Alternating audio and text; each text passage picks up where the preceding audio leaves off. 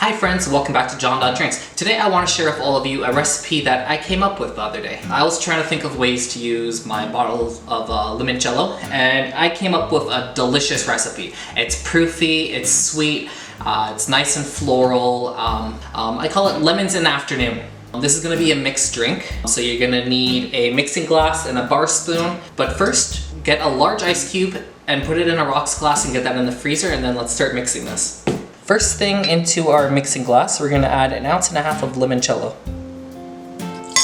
Next, 1.5 ounces of gin. I'm using ungava gin. It's a Canadian gin up here that's also yellow, so I wanted to double down on the yellow here.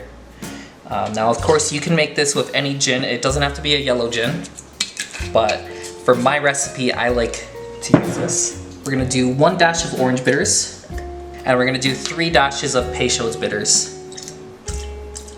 And yes, that is getting rid of all the yellow color, but the taste just goes so well with this drink. No syrup. There's already so much sugar in the limoncello, but we're gonna add ice and start mixing this. We add our ice and we're gonna mix this for about 30 to 45 seconds. Rocks glass with a large cube. And strain.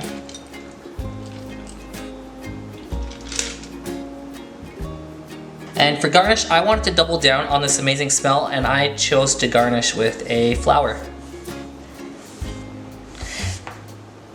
And that is my lemons in the afternoon.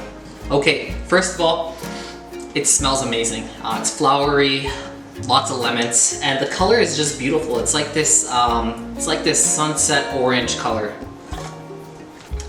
It's very proofy, yet it's also very, very sweet. It's like lemon candy, and the gin just, turns it into an actual drink. Lots of different flavor notes coming through. It's floral, juniper is coming through for sure.